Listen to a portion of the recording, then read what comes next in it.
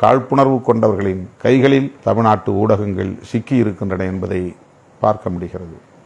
இன்றைக்கு நாளேடுகளில் பக்கம் பக்கமாக வண்ண வண்ணமாக 5 லட்சம் பேர் 10 லட்சம் பேர் என்று அவர்களே ஒரு கணக்கு போட்டு மதுரையிலே நடைபெற்ற மோடி பக்தர்களின் மாநாடு, முருக பக்தர்கள் என்கிற பெயரில் கூடிய மோடி பக்தர்களின் மாநாடு, தமிழ்நாட்டின் எல்லா மாவட்டங்களில் இருந்தும் பிஜேபி RSS காரர்களை கொண்டு வந்து குவித்து இது ஆன்மீக மாநாடு, முருக பக்தர்களின் மாநாடு, இந்துக்களின் மாநாடு என்று தம்பட்டமடித்துக் கொண்டிருக்கிறார்கள்.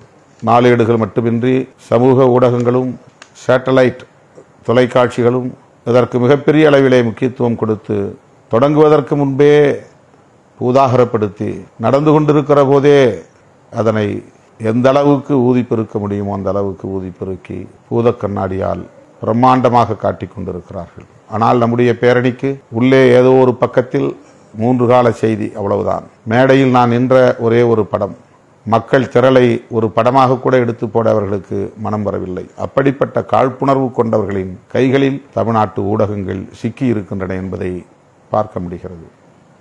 நாம் ஆளுங்கட்சி கூட்டணியிலே இருக்கிறோம். அந்த கூட்டணிக்கு ஆதரவாக இருக்கிற ஒரு ஏடு 3வது பக்கத்திலோ 5வது பக்கத்திலோ இடதுபுறத்திலே 3 காலம் ஒரு செய்தியாக போட்டார்கள், அவ்வளவுதான். கடந்த 25-30 ஆண்டுகளாக நம்மை வெளிச்சத்தில் காட்டாமலேயே இருட்டடிப்பு செய்து வருகிறவர்கள் இன்றைக்கு ஒரு மாநில கட்சியாக அங்கீகாரம் பெற்றிருக்கிற நிலையிலும் கூட தொடர்ந்து அதே இருட்டடிப்பு செயல்களில் ஈடுபட்டு வருகிறார்கள். நம்மை ஒரு சக்தியாக காட்ட அவர்களுக்கு மனம் ஒவ்வவில்லை. திருப்பரங்குன்றத்திற்கு நான் சென்றிருந்தேன். நம்முடைய தோழர்களின் அழைப்பை ஏற்று முருகன் கோவிலில் வழிபாடு செய்தேன். 30 ஆண்டுகளுக்கு முன்பு ஒரு முறை நான் போனது எனக்கு நினைவு இருக்கிறது. அப்போது நான் மதுரையிலே தடய அறிவியல் துறையில் பணியாற்றி கொண்டிருந்த காலம். மீண்டும் அந்த கோவிலுக்கு செல்ல வேண்டும் என்கிற ஆர்வம் எனக்கு எழுந்தது. சென்றேன். ஏறத்தாழ 1 மணி நேரம் கோவிலுக்குள்ளே இருந்தோம். ஏராளமானவர்கள் என்னோடு படம் எடுத்து கொண்டார்கள். தூய்மை பணியாளர்களாக பணியாற்றக்கூடிய பெண்கள் பல பேர் என்னோடு படம் எடுத்து கொண்டார்கள். எல்லாம் முடிந்து நான் வெளியே வாசலுக்கு வந்தபோது ஒரு புதுமண தம்பதி செல்ஃபி எடுத்துக்கொள்ள வேண்டும் என்று ஆசைப்பட்ட போது நானாக வாங்கி எடுத்தேன். அவர்களே எடுக்க முயற்சித்த போது நானே அதை வாங்கி செல்ஃபி எடுத்தேன்.